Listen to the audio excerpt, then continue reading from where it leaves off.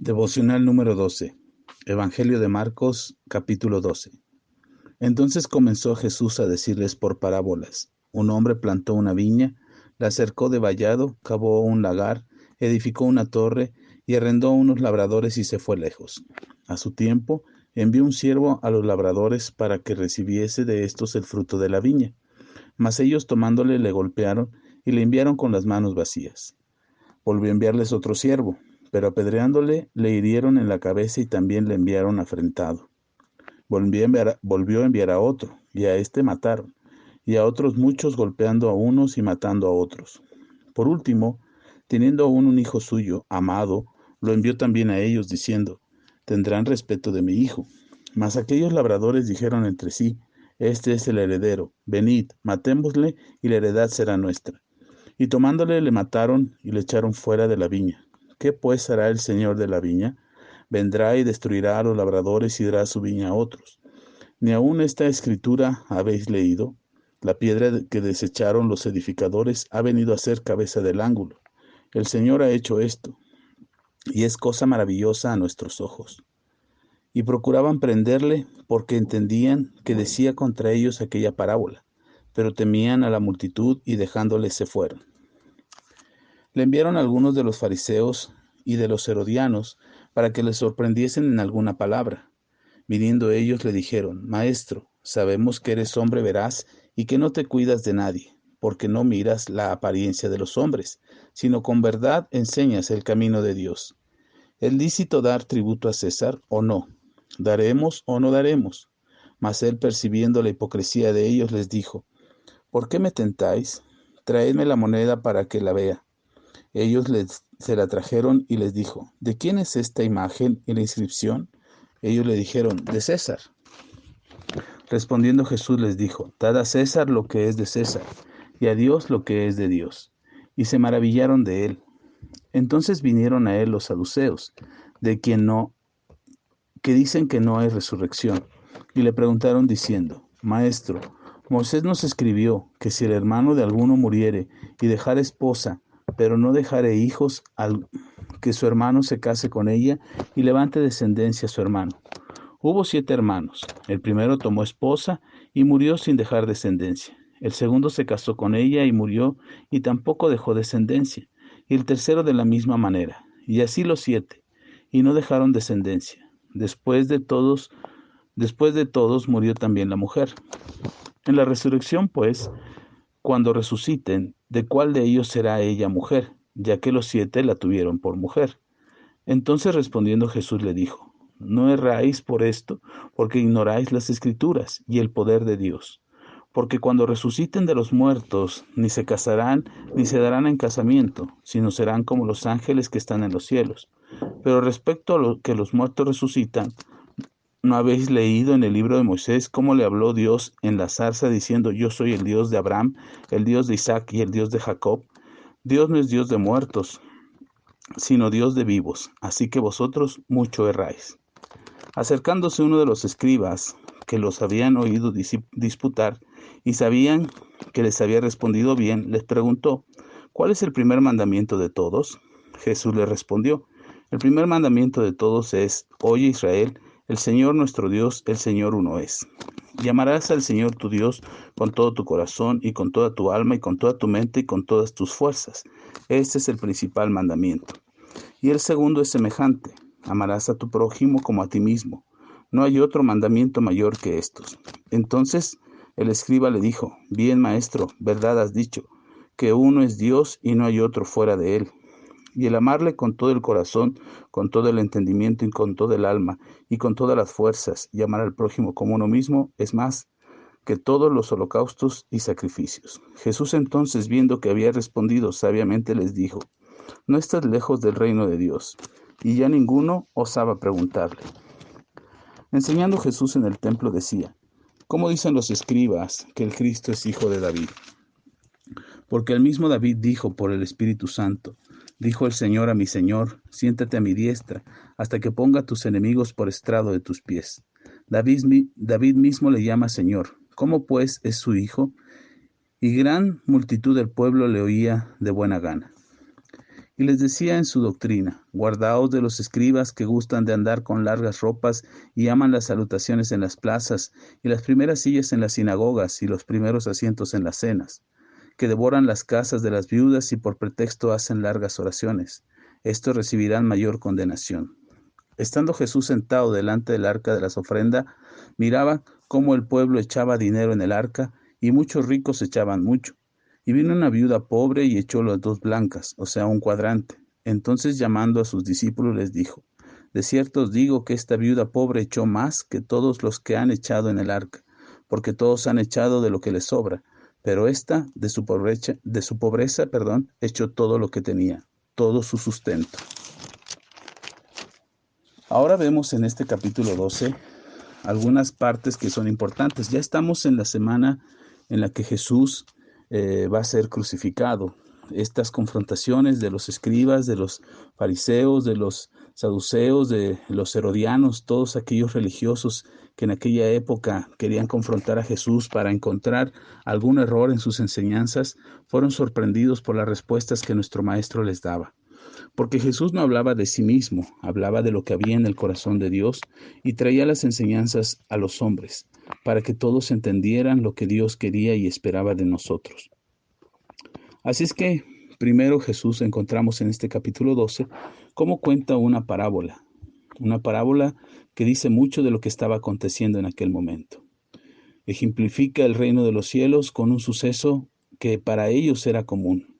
Un hombre que había sembrado una viña, que la había preparado y que estaba esperando recoger frutos. La había encargado a algunos labradores, pero ellos egoístamente pensaron en sí mismos y no en aquel que los había contratado. Así es que el dueño envió siervos a recoger los frutos, pero los labradores, que eran malvados, solamente querían su beneficio. Así es que a todos aquellos que venían a pedir cuentas, simplemente los asesinaron. Esto es reflejo de lo que sucedió con el pueblo de Israel en los tiempos de los profetas, pero no solamente en el tiempo de los profetas en el Antiguo Testamento, sino que posteriormente los religiosos de aquel entonces se sentían dueños del reino de los cielos, y ellos creían que ellos podían hacer como ellos quisieran, aun cuando habían sido encargados y se les había encomendado la labor de procurar las enseñanzas para que los frutos, es decir, la gente que creyera en Dios, fueran presentados delante de Dios y no a ellos mismos. Así es que el último en ser enviado es el hijo a quien el dueño amaba mucho, el único que tenía, y lo envió para recoger los frutos, y finalmente fue asesinado. Jesús dice esta parábola hablando de él mismo, y los escribas y los religiosos de aquel entonces entendieron que se refería a ellos, porque ellos estaban actuando de la misma manera que esos labradores malvados.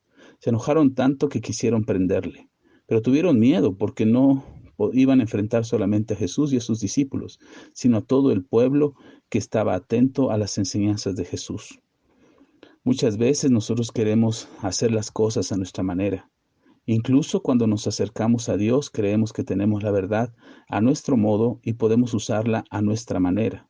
Hay muchas religiones en el mundo que usan la palabra de Dios con fines propios y no con el fin de dar frutos al Padre. Nuestro Señor Jesús nos enseñó que todo lo que hacemos y lo que hagamos tiene que dar frutos a Dios, y es Dios quien nos pedirá cuentas de esos frutos. Así es que, ¿qué mejor que entregar buenas cuentas? Que si Dios nos ha encargado algo, siendo padres, esposos, amas de casa, empleados, trabajadores, empresarios, cualquiera que sea la responsabilidad que tenemos en esta sociedad, tenemos que dar frutos a Dios y no a nosotros mismos, no para nuestra propia satisfacción o nuestra egoísta forma de pensar donde nosotros queremos ser los beneficiados. Todo lo que hacemos, de palabra o de hecho, lo hagamos con amor como para Dios. Después tratan de ponerle trampas, y la primera que vemos aquí es cómo tratan de hacerle, le hacen una pregunta como para sorprenderle y que lo que él dijera pudiera generarle problemas con los romanos o con el pueblo de Dios. El pueblo de Israel estaba siendo sometido como esclavo por los romanos y les exigían impuestos muy altos, impuestos que deberían de pagar. Además de que el pueblo de Dios sabía que tenía que cumplir con Dios en cuanto a sus diezmos y sus ofrendas. Entonces, prácticamente el pueblo de Dios estaba siendo empobrecido, por un lado, por el imperio romano que los tenía como esclavos, y por otro lado, por los religiosos que exigían el pago de los diezmos y las ofrendas. Y entonces le preguntan a Jesús si era conveniente dar tributos al César. Por supuesto que no iban a preguntar si era conveniente dar tributos a Dios, porque ellos sabían que tenían que hacerlo. Y el pueblo de Dios también sabía que tenían que cumplir con Dios, con sus ofrendas y sus diezmos. Así es que la mejor forma de ponerle una trampa era para que, si Jesús decía que no había que pagar tributos al César, entonces los mismos romanos lo arrestaran y lo aprehendaran por andar provocando al pueblo a un no pago de impuestos. Así es que le ponen la trampa y Jesús, con la sabiduría de Dios, les dice que lo que es de Dios hay que darle a Dios y lo que es del César hay que darle al César. Esta respuesta los sorprendió porque no esperaban que él respondiera así. De manera que se maravillaron de esta respuesta, porque a pesar de la trampa, Jesús siempre encuentra una salida. De la misma manera en nuestras vidas, cuando parece que no hay solución, cuando parece que estamos acorralados en cuanto a una decisión, siempre habrá una salida. No te angusties, no te desesperes porque no encuentras la salida inmediata y porque te veas obligado a hacer una u otra cosa. Siempre es importante esperar el consejo de Dios para que nos ayude a tomar la mejor decisión. Y de ninguna manera fallarás en tu respuesta o fallarás en tu decisión si Dios es el que te ayuda a tomarla. Después, otro grupo de religiosos trata de ponerle otra trampa a Jesús respecto a una de las creencias que ellos tenían. Es decir, ellos aseguraban que la resurrección no era posible. Y sin embargo, Jesús le responde con la más grande sabiduría que él podía mostrar a aquellos que le cuestionaban. Ellos hablan y preguntan de algo que no creen. Es como cuando alguien dice, demuéstrame que Dios existe. Pero ¿cómo te puedo demostrar que Dios existe si en tu corazón está la seguridad de que no existe? Y entonces cualquier cosa que yo pueda decir o cualquier cosa que yo pueda hacer simplemente no será suficiente porque la duda ya está en el corazón de aquel que no cree. Lo mismo era con estas personas. Esperaban una respuesta para ponerlo en la trampa, no realmente para adquirir conocimiento, sino porque no querían el conocimiento, por eso hicieron una pregunta de este tipo. Y Jesús responde con una de las frases más conocidas entre los cristianos cuando decimos Dios es Dios de vivos y no de muertos. Pero en el contexto en el que lo está diciendo debemos entender que estas personas creían que Moisés, que David, que Jacob, que Abraham estaban ahora con Dios y estaban presentes delante de Dios, y nosotros podemos decir el Dios de Abraham, el Dios de Jacob, el Dios de Isaac, y entonces Dios es un Dios de vivos, dice Jesús, no un Dios de muertos. Por lo tanto, estos patriarcas no están muertos, están vivos. Por lo tanto, la resurrección es posible. Y entonces ellos no tuvieron más que quedarse callados ante la respuesta que Jesús les había dado, derribando hasta la propia incredulidad de ellos. Después le cuestionan acerca del más importante de los mandamientos. Sabiendo que Jesús responde con inteligencia y sabiduría, le preguntan cuál es el más importante de los mandamientos. Y Jesús da una de las más grandes lecciones para nosotros hoy en día. El más grande mandamiento es amar a Dios con todo tu ser y amar a tu prójimo como a ti mismo, que es el segundo e igual de dimensiones que el primero. Aquel que preguntó se sorprende y entiende que la respuesta de Jesús es sabia. Tan es así que Jesús reconoce en él que estaba muy cerca del reino de los cielos. Es decir, que lo que le hacía falta a este hombre era entender que Jesús era el Hijo de Dios y que había venido para dar salvación. Los conceptos, las ideas, ya las tenía claras. A veces y muchas ocasiones nosotros tenemos el entendimiento de las cosas de Dios, pero nos cuesta trabajo ceder nuestra voluntad a Él. Este hombre entendía las cosas espirituales, pero aún no había cedido su voluntad por completo a Dios. Y eso le impedía estar por completo en el reino de los cielos. Nosotros podemos tener todo el conocimiento de Dios, todo el conocimiento escritural, todas las revelaciones de la palabra, pero si nuestra voluntad todavía está lejos de rendirse a la voluntad de Dios, batallaremos y terminaremos cediendo ante aquellas teorías y ante aquellas doctrinas que nos alejan de Dios. Después, nuestro Señor hace una explicación acerca de David, cómo es que David, se puede decir que el Hijo de Dios o el Mesías, el Cristo, era hijo era de la descendencia de David, pero ¿cómo podría ser de la descendencia de David si el mismo David le reconoce como Señor? Esta es una de las afirmaciones para decirnos que Jesús ya existía antes que David, que Jesús, el Hijo de Dios, ya era antes de que David existiera, y por lo tanto David reconoce en Jesús, o el Mesías, o el Cristo, reconoce que también es el Salvador. Y sin embargo, en la genealogía de David, de acuerdo a las Escrituras, de ahí tenía que venir el Salvador. Así es que parece una contradicción, pero en realidad es la afirmación de la eternidad de nuestro Señor y Salvador Jesucristo. Después, Jesús señala las características de los religiosos de aquel entonces, que les gusta la fama, que les gusta el privilegio, que les gusta estar bien, pero difícilmente viven conforme a la voluntad de Dios. Por eso es necesario que nosotros identifiquemos a aquellos que tratan de sacar ventaja de su fe y abusar de la fe de otros para estar bien ellos, olvidándose de los principios escriturales y de las enseñanzas que la palabra de Dios nos da acerca de aquellos que servimos a Dios. Nuestro corazón tiene que estar dispuesto a escuchar la voluntad de Dios y hacer la voluntad de Dios permanentemente, no nuestra propia voluntad. Y por último, una muestra de la generosidad de una mujer que no tiene nada, pero que sin embargo, en la escasez de su sustento, lo da todo para Dios. Mientras que los que lo tienen todo económicamente, solamente le dan a Dios lo que les sobra. No necesariamente hablando de dinero, podemos ver eso en nuestras vidas. A veces le damos a Dios el tiempo que nos sobra. Le damos a Dios la atención que nos sobra. Le damos a Dios el amor que nos sobra.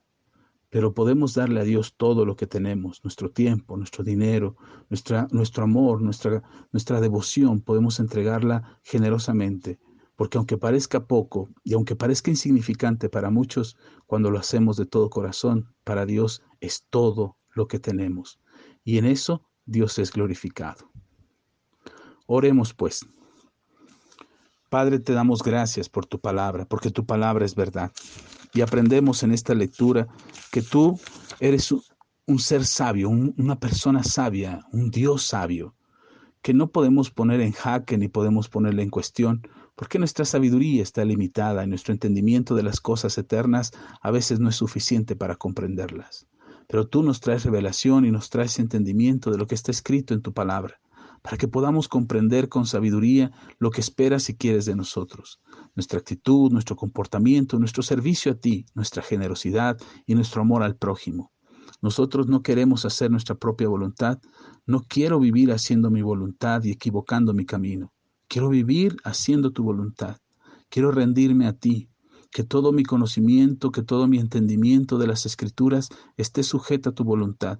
Yo quiero hacer lo que tú me pides y vivir conforme a lo que tú quieres, no teniendo mis propios conceptos ni mis propias teorías, ni siquiera dejándome convencer por las teorías de otros. Que tu palabra me ilumine, que tu palabra me enseñe, que me muestre el camino y que me ayude a vivir correctamente. Que mi vida se rinda a ti todos los días y que en todo momento, en mis dudas, en mis incredulidades, en mis temores y angustias, yo pueda recurrir a ti y saber, Señor, que tienes la respuesta para todo.